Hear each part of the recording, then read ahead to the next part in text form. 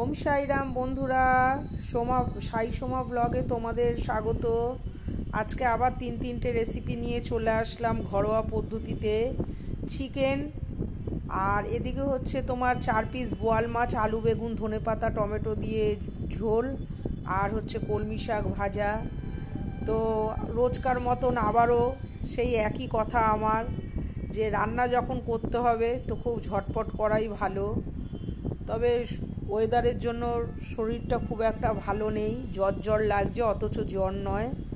প্রেশারটাও লো হয়ে গেছে অনেক, কিন্তু কিছুতেই প্রেশারটাও উঠছে না। তো তার মধ্যেও সংসার তো করতেই হবে। সংসারে যখন বিয়ে করতে বসেছিলাম, তো সংসারের মর্ম তো বুঝতেই হবে, রান্না তো করতেই হবে। তো যাই হোক, এই হচ্ছে ঘটনা। তোমরা কেমন আছো? পুজো তো চলে আসলো, তোমাদের কেনাকাটা কি সব কমপ্লিট হয়ে গেছে? তবে এবার পুজো জানি না কীরকম কী হবে। তবে একটা কথাই খুব মনে পড়ছে, যে জানি না এটা সবারই হয় কি না, মানুষ খুব একা হয়ে যাচ্ছে, খুব একাকিত্ব বোধ সবার মধ্যেই চলে আসছে। এখন কেউ কাউকে একটু জিজ্ঞেস করার নেই তুমি কেমন আছো, তুমি খেয়েছো কি না, তোমার শরীর ভালো আছে কি না। দুনিয়াটা না শুধু স্বার্থে ভরে গেছে। সেই একটা গান আছে না, মানুষ যে আজ আর নেই কো মানুষ, দুনিয়াটা শুধু স্বার্থে।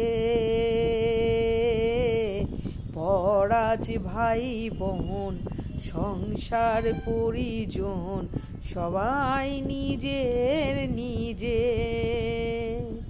পরাজ ভাই বোন সংসার পরিজন সবাই নিজের নিজের।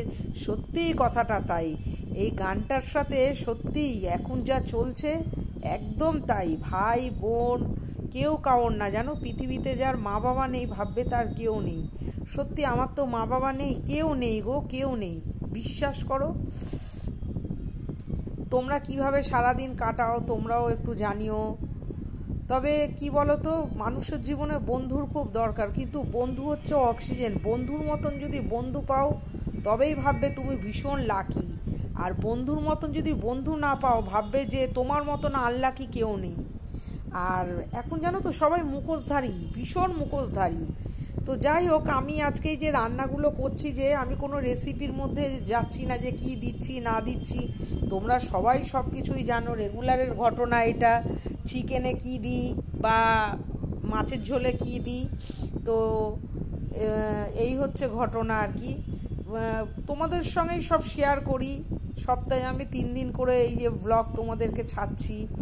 তো আমার মনে হচ্ছে যে তোমাদেরকে বলে অনেকটা হালকা লাগছে, বিশ্বাস করো। তো ওই জন্যই, যে কেউ কাউর নয় দুনিয়াটা, জানো তো, যখন তার কোনো দরকার হবে তবেই তোমাকে ফোন করবে।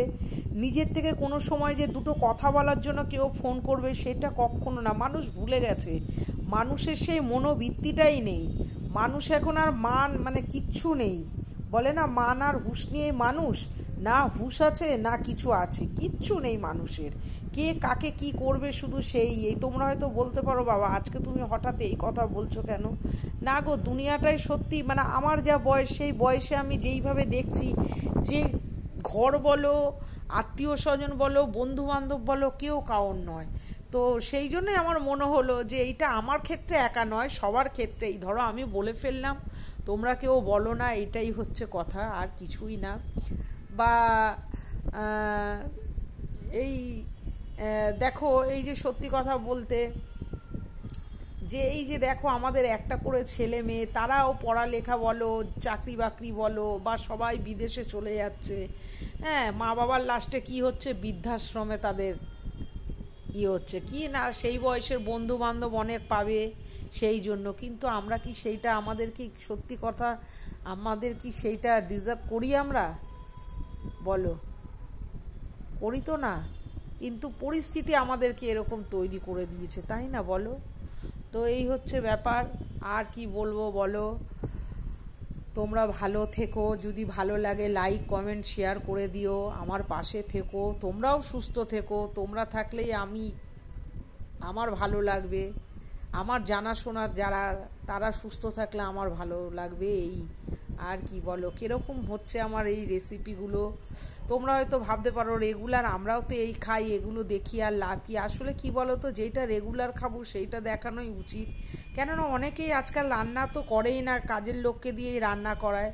তো নিজে হাতে রান্না করাটা আলাদাই একটা ইয়ে। ভালো থেকো, আর কি বলবো। ওম সাইরাম, সুস্থ থেকো।